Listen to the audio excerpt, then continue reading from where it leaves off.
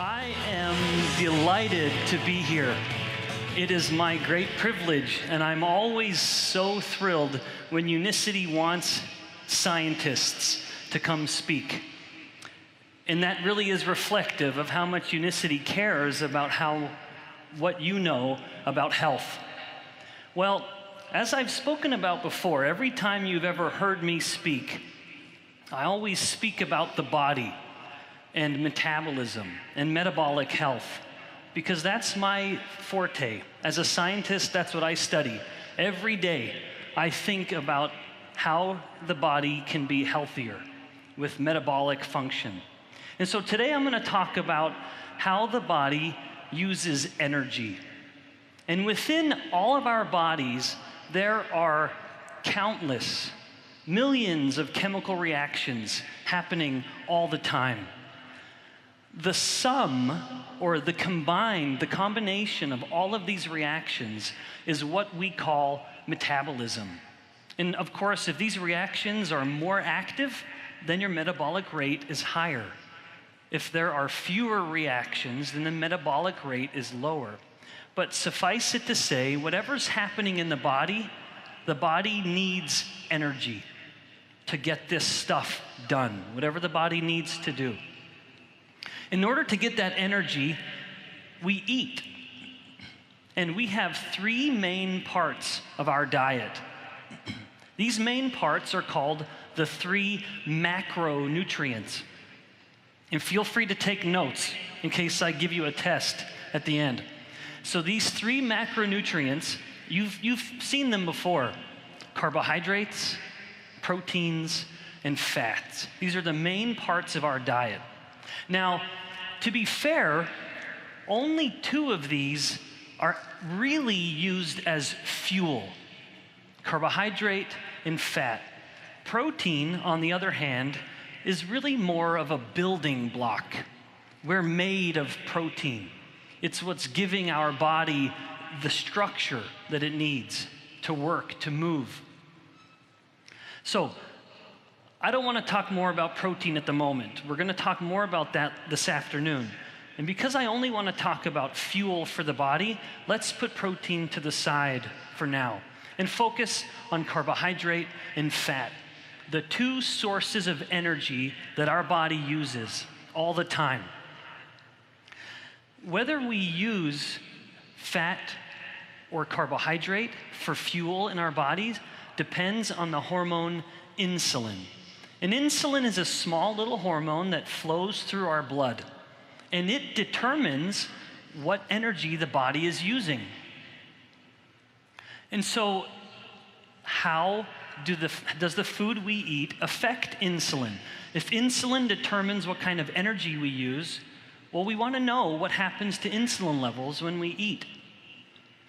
When someone eats pure carbohydrate, this could be something like bread or cereal or rice, we have a substantial increase in insulin, where insulin can climb 10 times higher than normal, and it can stay elevated for up to 4 hours.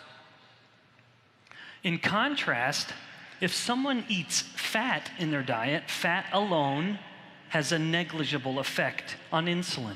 If insulin is low and the person were to eat a source of pure fat, the insulin won't even change. It just keeps moving along. Now, we have the two fuels, fat and carbohydrate. When insulin is elevated, the body makes a decision. And at this point, it shifts and it starts to use most of its, or get more of its energy from carbohydrate. So basically, the body goes into sugar burning mode. It starts to burn sugar or blood sugar. In contrast, if insulin levels are low, now the body switches, and then it starts to burn more fat for fuel. It has shifted its energy source. It's kind of like the body is a hybrid Sonata. It has an option. The engine can use two fuels. And so in this case, again, if insulin is low, it shifts our metabolic engines to use fat for fuel, and less carbohydrate or less blood sugar. Now, within the body, again, to really bring this together, elevated insulin means carbohydrate burning or sugar burning. And if we're burning more sugar, that means we're burning less fat. And if we aren't burning fat, then the amount of fat that we have on our bodies goes up. Because insulin won't let us burn fat for fuel if it's elevated. And so high insulin means a shift to carbohydrate burning and less fat burning. But of course, the solution is quite simple. If we want to burn more fat, if we have more fat than we want, if we want to use this fat for fuel that is on our body, if we can lower our insulin levels, well, then we start using fat for fuel. It becomes the main source of energy for the body. And then the fat that we have stored starts to be used. And of course, that means our fat tissue starts to shrink, which is something we all want, right? We never want to have too much fat. Now, so here's the overall perspective. Low insulin or high insulin means high carbohydrate use. The body starts to burn sugar.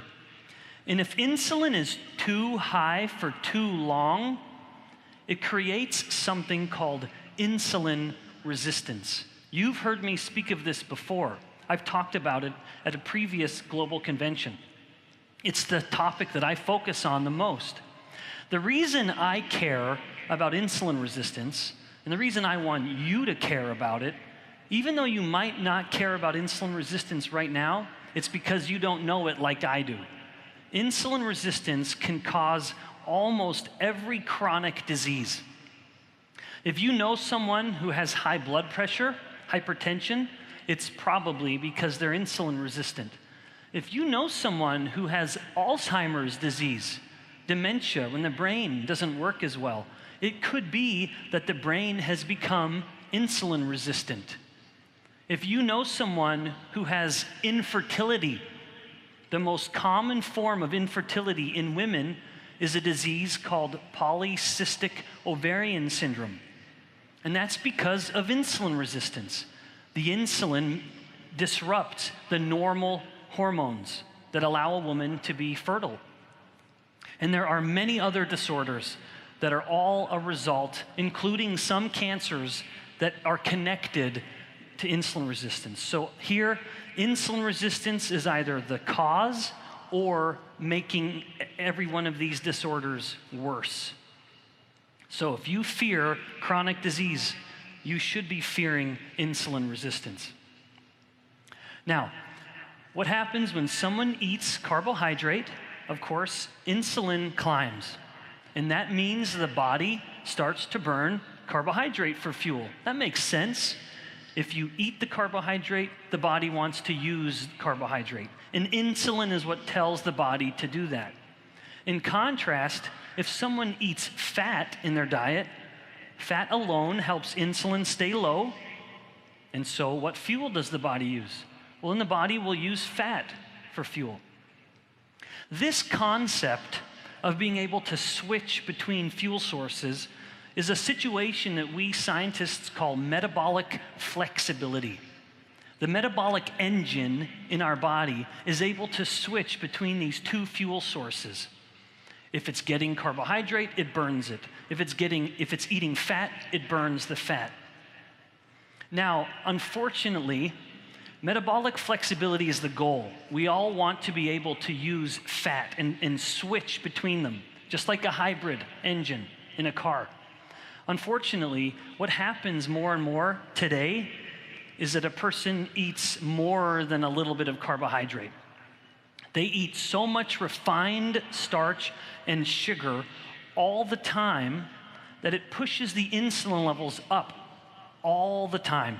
And insulin essentially gets stuck in a high position. And if we keep insulin high, it's stuck. We're eating carbohydrate. The moment the person wakes up, and every 2 hours later, they eat more refined starch and more sugar. So insulin is elevated almost every moment of the day. So insulin gets stuck in a high situation. That means the body gets stuck in sugar burning mode. Because insulin is chronically elevated, we're never letting the body switch to burning fat for fuel.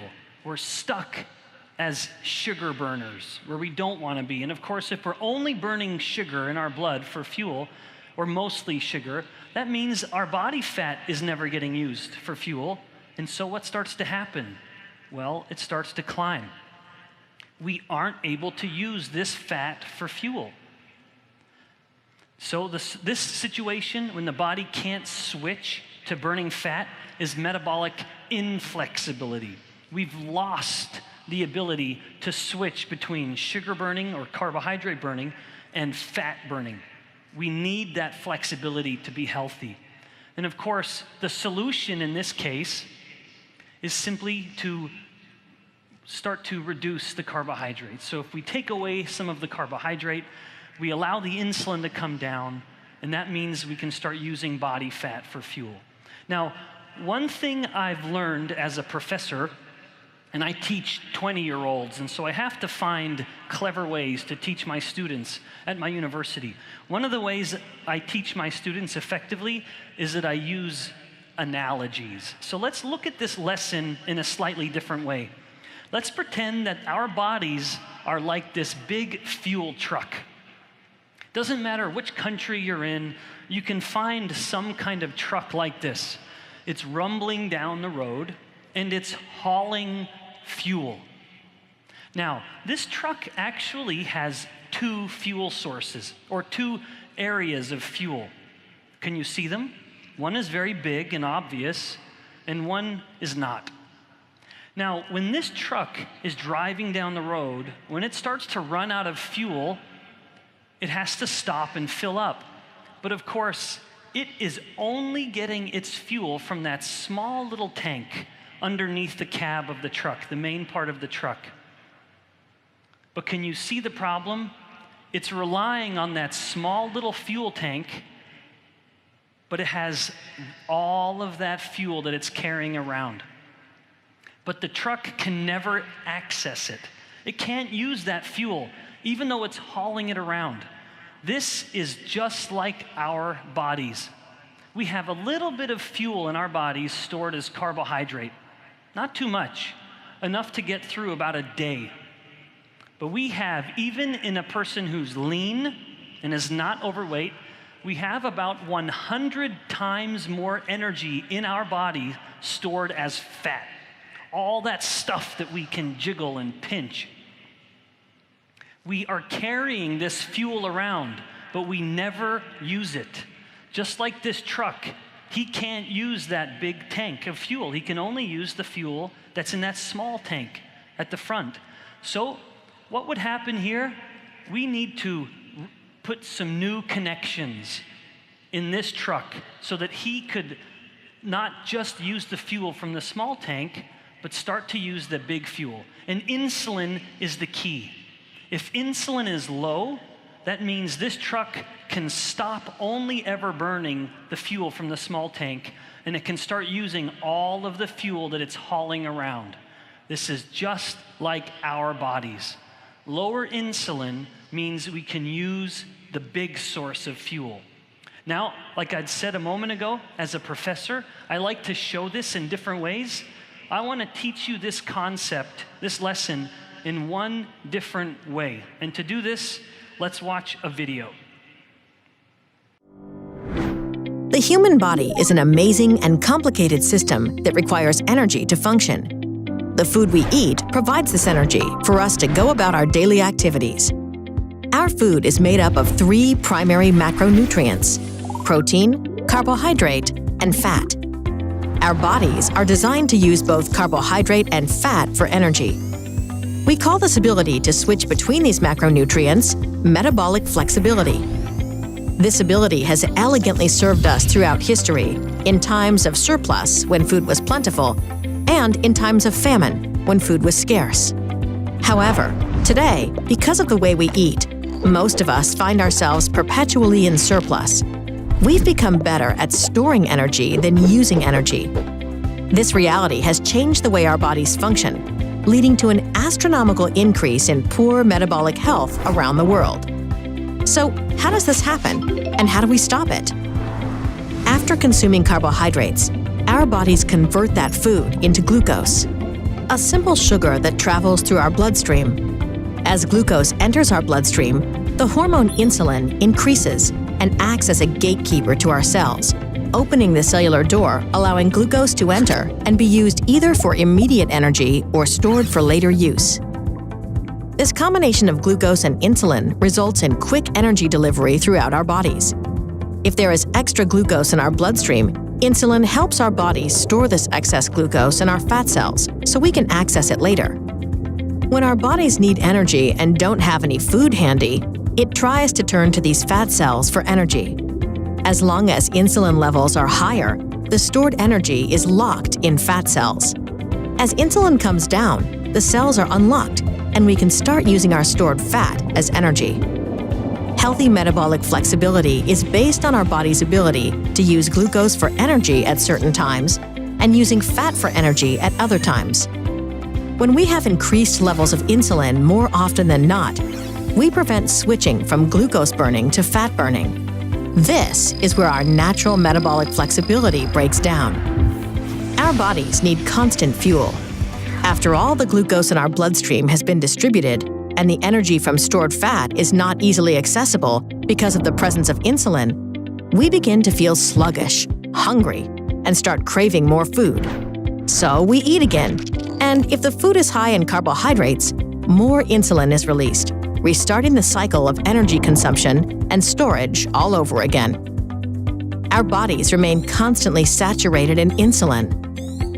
Insulin takes a toll on our bodies. We age faster and can begin to develop insulin resistance, which can lead to metabolic disorder and weight gain. So, how do we stop this cycle and return to our natural state of burning both carbohydrate and stored fat? Unicity has studied and created products to help us achieve better metabolic health. By following a few simple principles, we can better activate the ability to access the extra fat we carry around and use it for energy and to improve our overall metabolic health. The Unicity principles include prioritize protein, fuel with fat, and control carbohydrates. Protein is critical in building and maintaining healthy muscle and bone, and most people don't get enough. Often, hunger and cravings sabotage the most well-intentioned health plans. Fat also has no insulin response and digests more slowly than carbohydrate, helping us feel fuller longer. By limiting carbohydrate consumption and focusing on less refined carbohydrates, we allow insulin levels to fall, which enables metabolic flexibility, allowing our bodies to access fat stores to provide the energy required to function. In addition to following these principles, our bodies need time to allow insulin levels to recede. Unicity recommends a form of intermittent fasting we refer to as 4-4-12. By waiting 4 to 6 hours between breakfast and lunch and dinner, and waiting 12 to 16 hours between dinner and breakfast with no snacking in between, we can give our bodies the time needed to get into what we call the fat-burning zone. The fat-burning zone, or FBZ, is the time when insulin is low and our bodies use stored fat, not glucose, as energy. People report a number of benefits from maximizing their time in the fat-burning zone, including reduced cravings for unhealthy foods, improved focus and concentration, more mental and physical energy, improved skin appearance, in addition to healthy weight and body composition. Unicity has created several products that reinforce and support these principles, making it easier than ever to activate optimal health. So now you know, our bodies are amazing and complex metabolic machines, and now that we are equipped with the right activating principles, we can be on our way to returning to a healthier, metabolically flexible state. I hope you enjoyed that video. I just think it is spectacular. It conveys all of these ideas in a lovely, accurate way. Now, let me introduce one new concept in this talk, and I hope that you're still taking notes. Stay off your phones. Pay attention. If the body has low insulin for a prolonged period of time, that means it's really burning high levels of fat. You know that by now. Low insulin means high fat burning. Now, within the body, something very interesting starts to happen when it's been burning a lot of fat for a long time.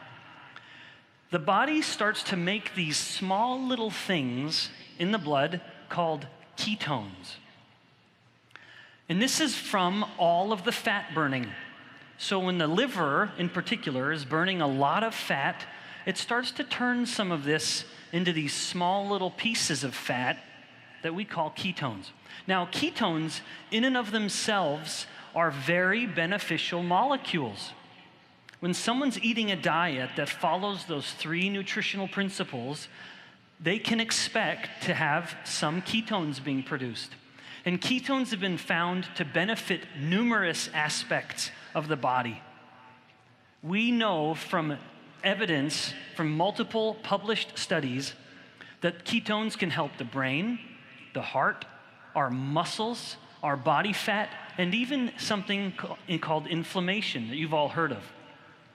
In the brain, there are studies in humans with Alzheimer's disease that when the brain is fed some ketones, the brain starts to work better. Immediate memory gets better.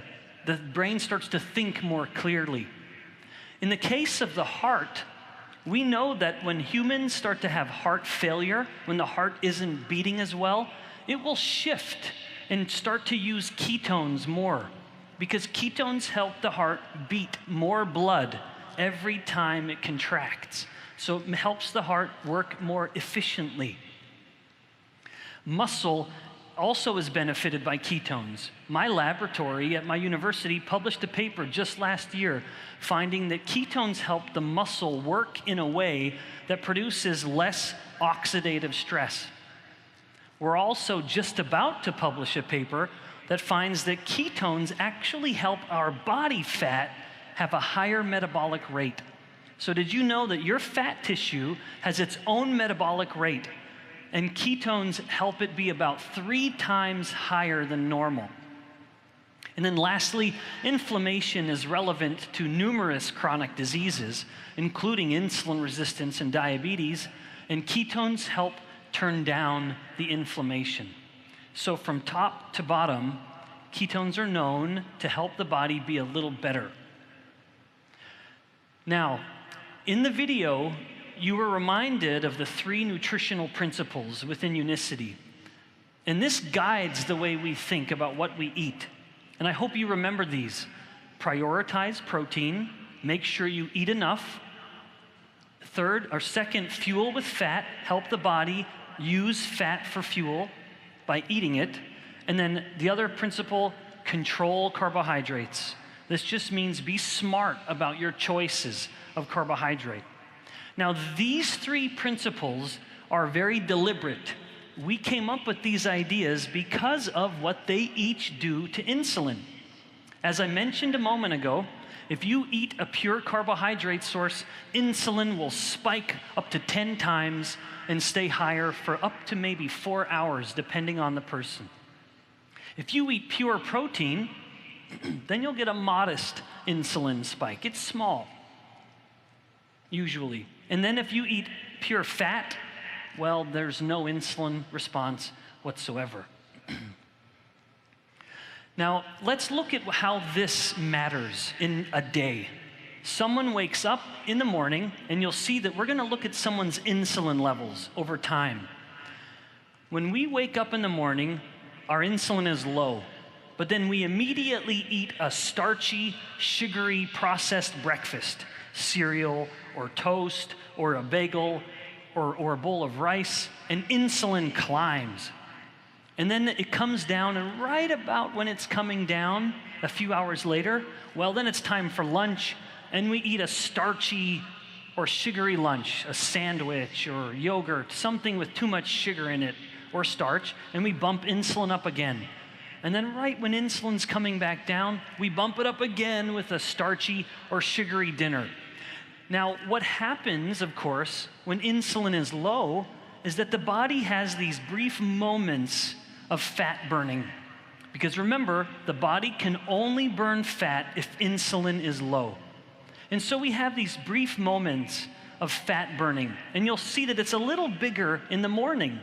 And of course, that's because insulin has had more time while we sleep to come down. And so we wake up in the morning and we're in a little higher fat burning than we will be for the rest of the day. Now, this is in a good situation. This is assuming that the person is waiting 4 hours between breakfast and lunch, 4 hours between lunch and dinner, and then waiting 12 to 16 hours between dinner and breakfast the next day. That's the good way to do it, to give your body periods of time in the day to burn fat. Now, let's mix things up a little bit. Rather than start the day with a high carbohydrate breakfast, what if someone instead were to focus on the 2 other macronutrients? Rather than eating a high carbohydrate, what if they were focusing more on fat and protein, the 2 macronutrients that have little or no effect on insulin? Well, that would mean the low insulin, when the person woke up, gets to stay low all morning. And that, of course, means that that little bit of fat burning that was happening in the morning, well, it's bigger than it was before. We're giving the body more time to have low insulin, and of course, that means the fat-burning flame just gets a little bigger. Now, let's take it one step further. What if, in addition to breakfast, we also swap out a lunch? And we mix both breakfast and lunch to follow the 3 nutritional principles within Unicity Science. Well, now in this case, when insulin was low in the morning when they woke up, insulin can stay low all day until maybe the carbohydrate-heavy breakfast, or dinner rather, that we eat with our family or our friends. Of course, what that means is all day from the moment we wake up, we're fanning the flames of fat burning.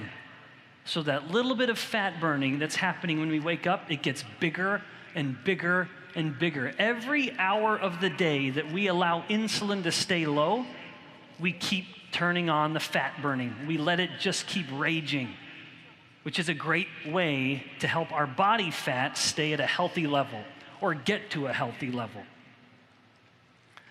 Now, let's look at that last meal for just a second. This is how I live my life. As a father, husband, scientist, professor, I do this every day. Dinner time is the most social meal for me because I sit with my family and I eat dinner with my wife and my beautiful children, who are sometimes very naughty, but they're always very cute. So we're eating our dinner, maybe more carbohydrate. Well, we look at that insulin bump, and can you think of a nice way to help that insulin bump be a little smaller? Well, Unicity has some good ways with the BIOS Life or the BIOS 7. If you precede the carbohydrate meal with the fiber, well, then you take that big insulin curve, that insulin bump, and you just bring it down. You help that insulin spike be smaller than it would be otherwise. And so you just help the fat burning keep going. Now, in conclusion, as your temporary teacher and professor, I hope that you've learned a couple things. One, when you eat refined carbohydrates and sugar, your insulin levels will spike. That will mean the body must switch to sugar burning mode. That's the fuel you will use. Eat refined starches and sugars, you become a sugar burner because of insulin. In contrast, when you focus on fat as a fuel source in your diet, insulin comes down, and now you can start burning fat for fuel. And remember the key, the critical component in helping the body learn to burn fat for fuel and glucose or sugar for fuel is what insulin is doing. High insulin means sugar burning. High fat, or low insulin rather, means fat burning. I hope you've been able to learn something useful on metabolic fuel and how to be the healthiest you can. Thank you so much for listening.